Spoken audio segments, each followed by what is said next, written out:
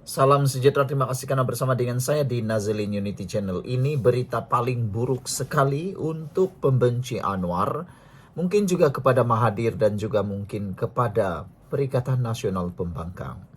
Kalau baru-baru ini mereka membuat himpunan turun Anwar yang hadir menurut kiraan daripada pengira-pengira bebas, mereka kata 100 orang yang hadir. Tapi pas kata 1000 hadir, bila dilihat, tak tahulah 1000 ke, 50.000 ke. Tapi kata orang-orang yang melihat, kata orang awam, hanya 100 orang yang hadir dalam himpunan turun Anwar baru-baru ini. Itulah 100 orang mewakili berapa juta penduduk Malaysia. Tapi kali ini satu lagi tamparan paling mahakayangan untuk mereka yang membenci Anwar. Kalau mereka nak buat himpunan, ini pula himpunan untuk Anwar. NGO akan adakan himpunan pertahan Perdana Menteri ke-10 di Cerok, Tokun pada 11 Julai ini. Kita nak tengoklah kali ini siapa lebih ramai, turun Anwar atau himpunan pertahan Anwar. Ini nak tengoklah siapa lebih jago. Kalau turun Anwar 100 orang hadir, adakah pertahan PMX ini akan lebih ramai daripada mereka? Nak tengoklah. Pada pendapat anda mana yang akan lebih ramai? Turun Anwar atau pertahan Anwar? Saudara, sebelum itu saya nak kongsikan dengan anda semua. Ini terapi imun Transfer Factor for Life. Terapi imun ini meningkatkan daya imun badan kita sehingga lebih 400%. Secara umumnya dan ringkasnya, kita kena penyakit karena imun badan kita yang lemah. Kita kena penyakit karena imun badan kita yang bodoh. Kita kena penyakit dan tak sembuh-sembuh daripada penyakit kerana imun badan kita yang sudah tidak mampu melawan penyakit dari dalam karena jadi lemah dan bodoh. Tapi dengan peningkatan daya imun badan kita, kita boleh melawan. Imun badan kita boleh melawan penyakit daripada dalam sehingga menjadi bersih.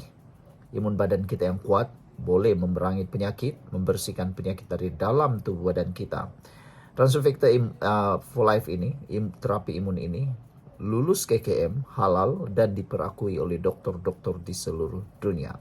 Dengan adanya Transfer Factor ini, kita dapat meningkatkan imun badan kita sehingga 400%. Jadi, jangan bertangguh-tangguh lagi. Bagi anda yang mempunyai masalah kesihatan sekarang, mungkin ini kali ketiga anda menonton video ini dan anda masih berfikir, mungkin itu petanda bahawa Tuhan mempertemukan anda dengan jalan untuk masalah kesihatan anda ini. Jadi, cepat dapatkannya melalui nombor telefon yang tertera.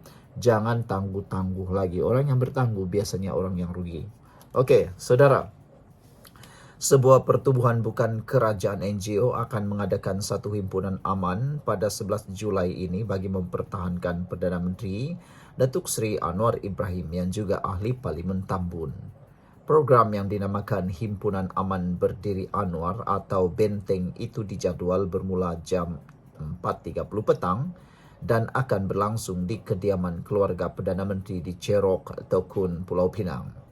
Menurut kenyataan rasmi dikeluarkan Sekretariat Bara Juang Negara, himpunan tersebut bertujuan menunjukkan solidariti rakyat yang yakin dengan kepimpinan Anwar serta mahu mempertahankan usaha kerajaan membina semula negara. Himpunan ini akan menjadi satu isyarat jelas kepada pihak pembangkang bahawa rakyat Malaysia yakin dengan kepimpinan Perdana Menteri ke-10 yang sedang berusaha memperbaiki segala kerosakan yang ditinggalkan oleh kerajaan-kerajaan yang lepas serta memacu negara ke keadaan yang lebih baik datanya.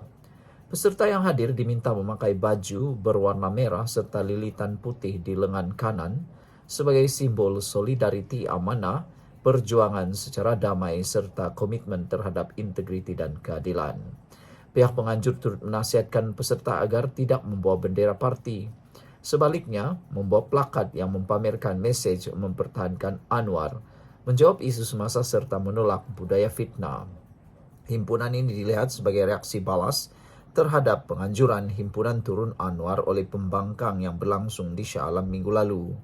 Dengan slogan Berdiri Anwar, Pulihkan Negara dan Rakyat Bersama Anwar, Malaysia Selamat, pihak penganjur mahu menyampaikan mesej bahawa rakyat tidak mudah dipengaruhi budaya kebencian Sebaliknya kekal menyokong usaha pembaharuan yang sedang digerakkan kerajaan.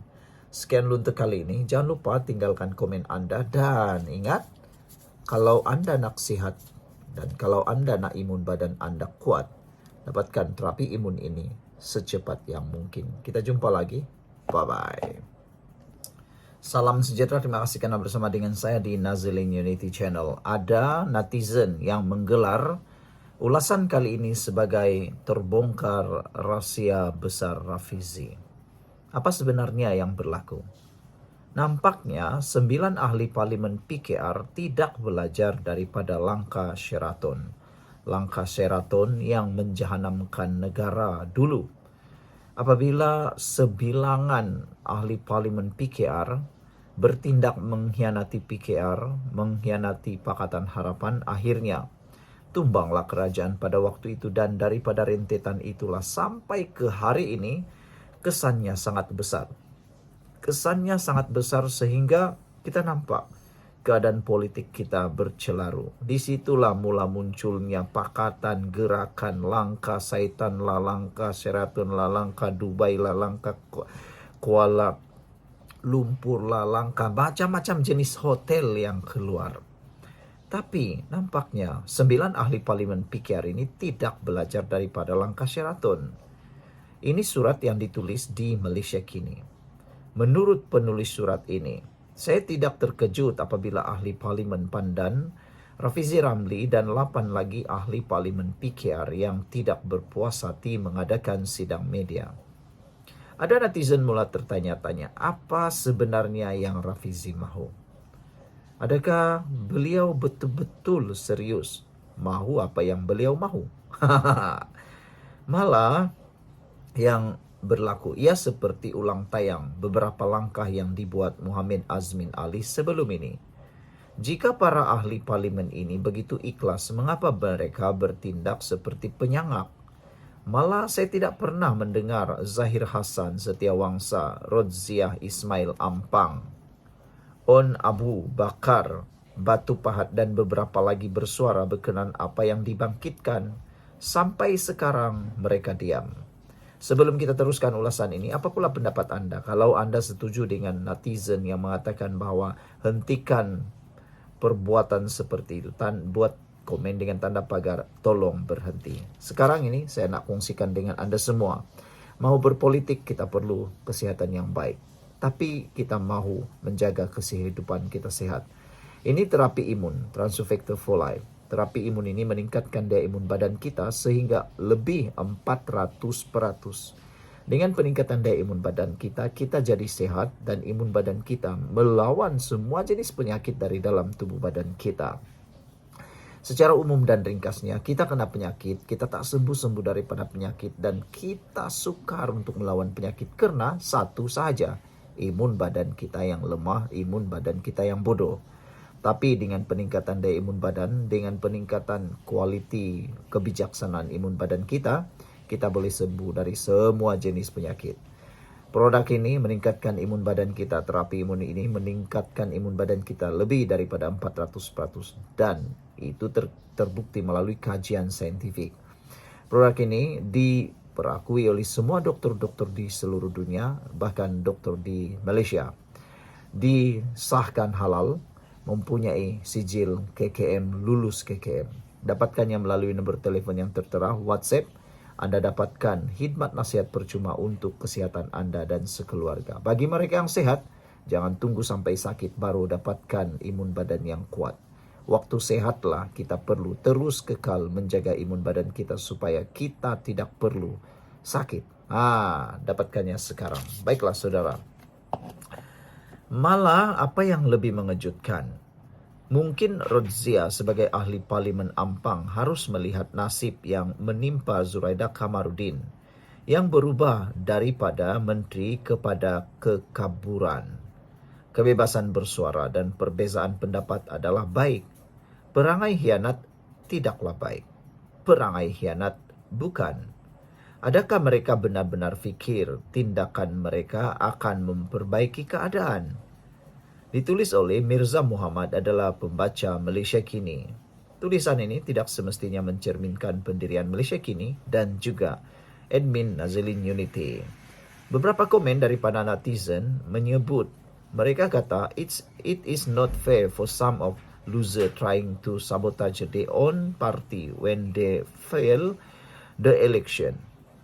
They had won before but everything was fine then.